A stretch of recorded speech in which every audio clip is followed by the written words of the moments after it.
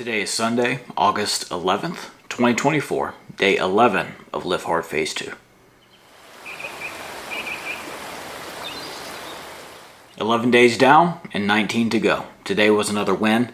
I successfully completed all 5 of my critical tasks for Phase 2, which we're about to go over.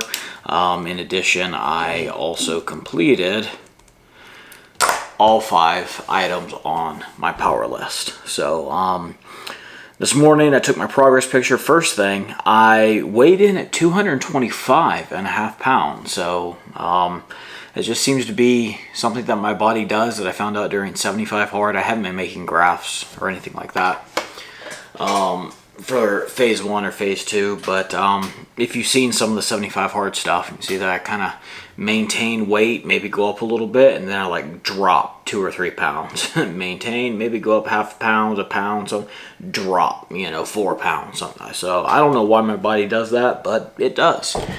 So 225.5 today.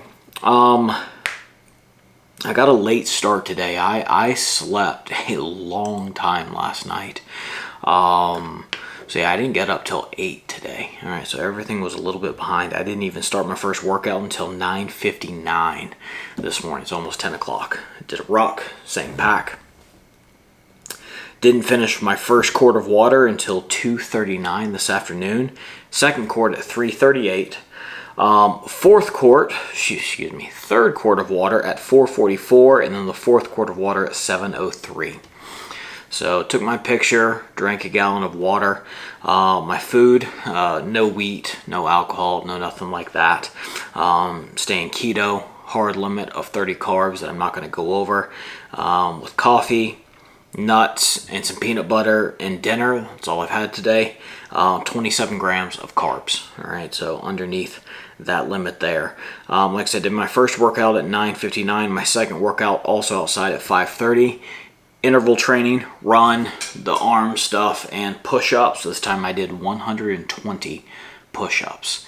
So if you recall, I'm trying to add 5 push-ups every time. And I don't do them all in one set. I'm not really capable of doing that. The push-ups were really hard today. Really hard. The hardest that they've been. And I'm not talking about like right at the end, squeezing the last few out. I mean, doing push-ups 26 to 50. That was hard. I don't know why. The next 25 were a little bit easier. Getting up to 100 was a bit tough, and then the last few, getting up to 120, that was tough. So I also had, I think, like a big horsefly thing or something stinging me on my arm while I was having my arms out for the last little bit. Like I felt like a needle prick as I was almost towards the end. I'm like, I'm not going to drop my arms. I felt it 2 more times, cross my finish line, went to swipe it off, and it was a huge horsefly. And me touching it and swiping it off really angered the horsefly, and it immediately started hitting me, buzzing at me, and it wouldn't go away. I was swatting it, took my hat off, I'm trying to swat it, and eventually that just led me to running another lap real quick, and it chased me for 3/4 of that lap and kept running into me. The whole time while I'm running, I'm swatting and doing, and that thing is buzzing right around me. It smacked me in the back of the head one time. Yeah, I made that thing angry. So I moved to another part of the property. It's an area where no one lives also, and it's just a big parking lot area, and that's where I put my foam mat down that I do the push-ups on, and such, and then I just ran a different route that was roughly the same distance as what I had done previously, and that's where I finished out my workout. So yeah, that happened today. So yeah, food good, maintain my diet, 2 workouts, water, progress picture.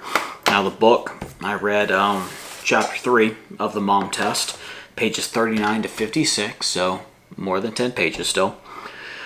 Chapter 3 is called Asking Important Questions. So here's some things that I wrote down. Every time you talk to someone, you should be asking at least one question which has the potential to destroy your currently imagined business. Oh man. The idea was you need to get truthful information, and if all you get is fluff and people lying to you, you will never have any idea whether your business is a bad idea or not. You need sometimes that honest truth from folks that could potentially derail all of your plans. So yeah, kind of scary, but I felt it was worth a highlight. The worst thing you can do is ignore the bad news while searching for some tiny grain of validation to celebrate. So along that same line.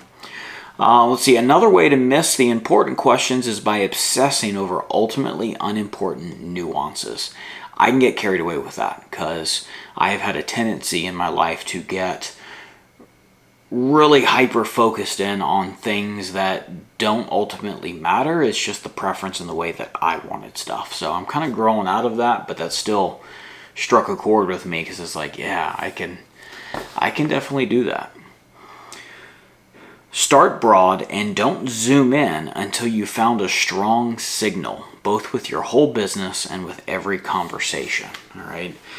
It's kind of one of those things, you have to go with where the conversation takes you. If there's no indication from the person that you're talking with that they're interested in one specific aspect of what you're talking about, whether it's a business, an idea, whatever else, don't feel like you have to go with a pre-programmed script. And it's like, no matter what they say, we're going down this avenue here. We're zooming in, is the term that he used, on this topic here, because the person may not be interested in that, and they're just gonna politely or sometimes impolitely let you finish or interrupt you and tell you that you're crazy and they don't want to talk to you anymore. So he's like, show some discretion there and don't zoom in unless you get an indicator that a person is interested in what you're talking about so that you can pursue that further. So good conversation stuff, very practical things. I like the way the book is written because every concept that he talks about, he gives example conversations, and kind of after each person says their thing, you and the customer and who they're talking about, he gives a little blurb as to the actual intentions and thought behind everything that is actually said. So it's a very interesting way that Rob Fitzpatrick writes, and I'm liking the book so far. It seems incredibly practical, and it's a small book, so it's almost like a guide or a handbook that you could easily pick off the shelf, flip through, look through, and get some tips on things that you have forgotten over time. All right? Because today is the 11th, Proverbs chapter 11 is just more of those compare and contrast proverbs. So very small proverbs, some good stuff in there. But yeah, just good advice. Again, wisdom good, foolishness bad. So there we go. Our after action report.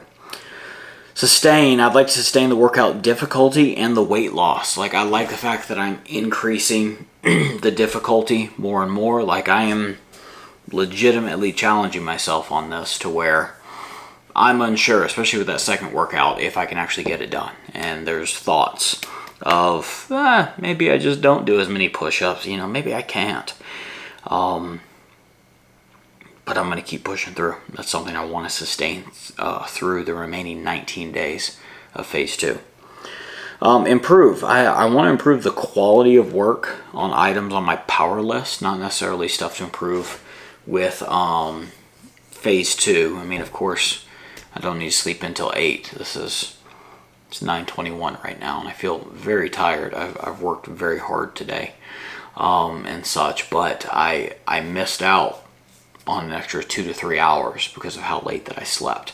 And so that meant at the time when we should be eating dinner, I still had 3 items on my power list I had to get done, and 2 of them were a minimum of 1 hour each. So I had to get that done. We weren't able to have our regular evening like we normally do and such, just because I didn't get my stuff done quickly enough because I slept in. So something I want to improve. I want to make sure that I'm getting enough rest so that I can do higher quality work on my power list. There was one thing that I kind of skimped on today. I got it done, but I wanted to spend more time on it, and I've just run out of time. So yeah, gonna improve that. All right, last 3 checks here. No alcohol, check. No cheating on my diet, check. No excuses, check. another day down. All right, thank you so much for joining me for these daily check-ins. I pray that you're blessed.